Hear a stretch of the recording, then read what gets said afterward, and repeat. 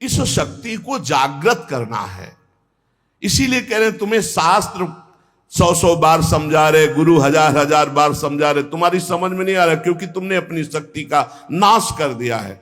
इसी मंत्र से शक्ति जागृत होती है, नाम जप से शक्ति जागृत होती है। ये महाशक्ति जब जागृत होती है तो पूर्ण ज्ञान उसके अंदर जागृत हो जाता। ज्ञान शक्ति जब आराधना की जाती है तो ज्ञान शक्ति, वैराग्य शक्ति, भक्ति रूपी शक्ति, प्रेम शक्ति, ये शक्ति ही है, सब रूपों में जागृत होती है। आज तक बिना इस शक्ति को जागृत किए कोई कहीं भी सफल नहीं हुआ। बड़े बड़े शक्तिवान महात्मा हैं जो शिव, गणेश, राम या हरि इनकी आराधना करते हैं तो सारा कार्य तो शक्ति से ही होता है। हरि अपनी शक्ति से जीव का कल्याण करते हैं, हरि अपनी शक्ति से सहयोग करते हैं, सारा कार्य शक्ति से होता है।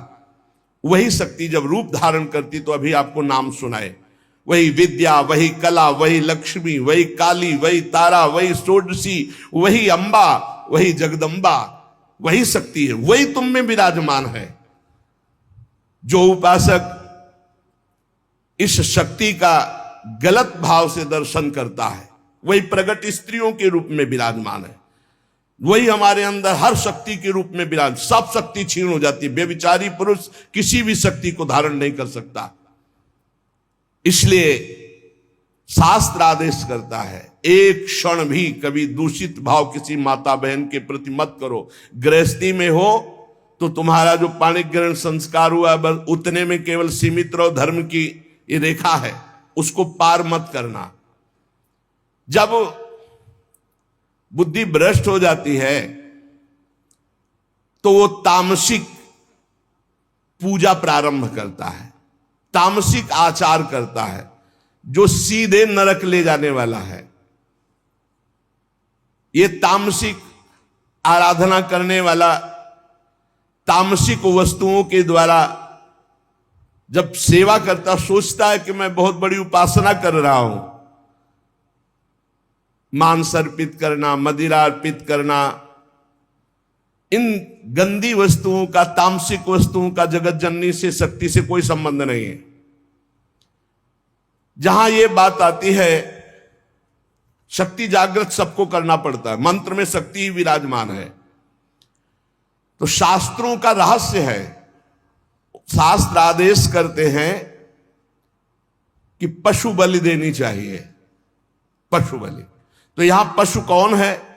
जो इंद्रियों में पशुता है और जो जनेंद्री में पशुता है, इस पशुता की बलि देने की बात कही गई है।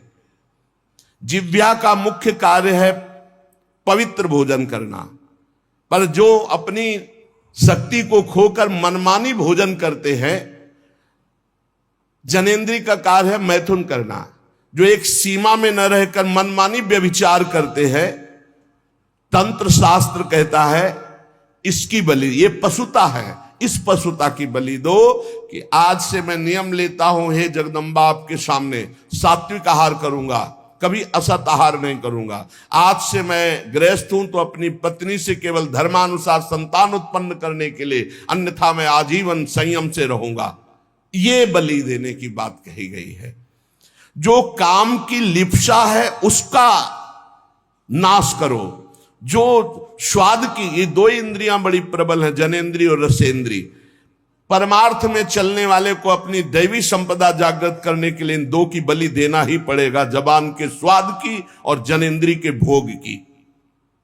इस पशु बलि के अतिरिक्त पराशक्ति को कहीं भी ऐसा नहीं लिखा कि अन्य पशुओं की बलि चढ़ाई जाए।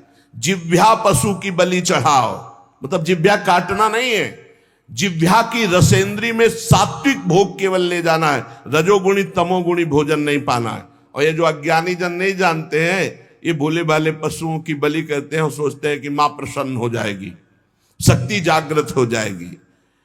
और जो जनेंद्री को संयम में रखता है, समस्त चराचर जगत की जितनी भी स्त्रियां हैं सबको जगदम्बा का स्वरूप मानता है, भगवती की शक्ति उसके अंदर जागृत हो जाती है।